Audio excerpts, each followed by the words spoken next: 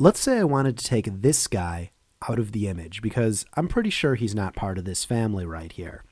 First thing I'm going to, well, let's talk about how I'm going to do it conceptually. Because again, I'm not going to introduce any new tools in order to do this. What I'm going to do is I'm going to copy and paste something from here, maybe something from here, paste it over him. And then I'm going to actually take, these girls down here and this grandmother, and I'm going to paste it over that. So let's create a new layer. And here, just to get an idea of where we're shooting, we're going to take him out and put someone else in because that's how I roll. So let's go to the stamp tool located right there. And let's just get him out. First thing, could not clone stamp tool, pressing wrong buttons. First things first, let's just get him out of the image. He should not be in the picture. There, he's gone. Now we have a few problems. I see an edge up here. There's weirdo edges here. I can see part of her there. So let's get rid of this. You'll notice that I'm duplicating the top border, which we don't want. So here we go. Let's get rid of this. And I'm just kind of doing this a bunch of times. I undid that because I wasn't happy with how it looked. There we go. That looks a lot better. Now, what I don't want to get when I get rid of him is I don't want these weirdo fadey lines. You'll see how as opposed to having distinct edges, there's some weirdo fadey lines because that screams this image was photoshopped. So what I'm going to do is I'm going to go over these flowers a little bit. Excuse me. Let's erase that. I'm going to go over these flowers a little bit. And then using the eraser tool, let's decrease it in size some. I'm just going to erase it out until, let's decrease it in size a little bit more, until there is a solid edge that I can actually get on board with. Because it's all about having those solid edges, not having those weirdo fadey areas that scream, I don't know what I am doing with this program. And again, some of this does just take practice. So that looks a lot better right there. I'm going to go back to the stamp tool. So here we go to the stamp tool, decrease it in size, and just get it so this area right here looks a little bit better. Just the difference between this and this. I don't know. To me, that makes a little bit of a difference right there. Over here, this is looking pretty good.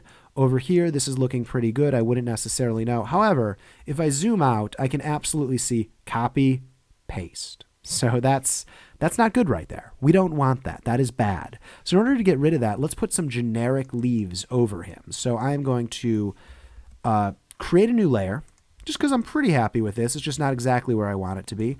And I'm just going to copy and paste from this fairly generic leaf area. No one's going to recognize these leaves over here if they're duplicated a few times. So I'm just going to take from it. If I hit this top border right here, the reason for that is you'll notice that I've hit the top border for here. Just undo or go back in your history and start from a lower point so you don't run into that problem because you don't want to have to solve problems that you're creating for yourself. That's less fun. The idea is to do as little work as possible. That's why I get really good at these programs, because I realize if I'm good at them, things go faster and I can spend less time at my job. I actually have a job other than just teaching these classes. But that's not important. All you care about is Photoshop. My backstory is completely irrelevant to you. All right, so if I zoom out on this, still kind of looks like a copy and paste job. Like I can still kind of see that right there. So I'm going to grab from right there. I'm just going to grab this, this tip right over here. And here we go. Let's just kind of paste this in. I don't really want her head, so I'm going to use the eraser tool. Where is that? Right here. And I'm just going to get rid of her head. There we go. So looking good. That looks a little bit better. Do we know that it's copy and pasted? I would say that's a little bit less clear. I'm still not particularly happy. Let's turn it off and then turn it on. All right. I'm still not particularly happy. It doesn't look perfect, but you know what? That's going to be good enough for now. The next big thing that's happening is whatever monstrosity we've done down here.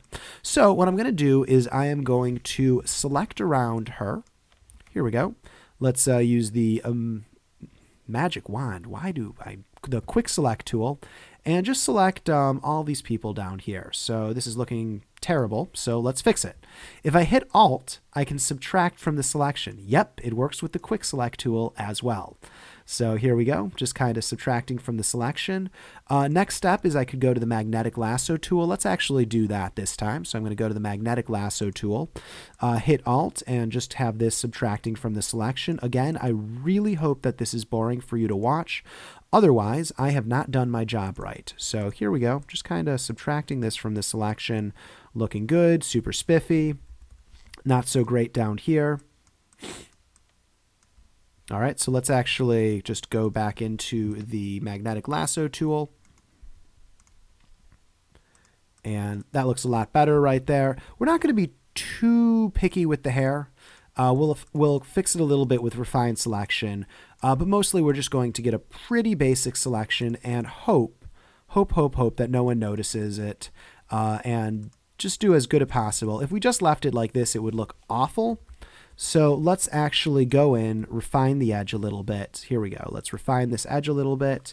I'm just going to feather it some. That's looking pretty good. And actually, something that I haven't shown you, if you take your mouse cursor outside of this box, you can actually scrub along and it will try and give you the edge that you're looking for. Sometimes it works.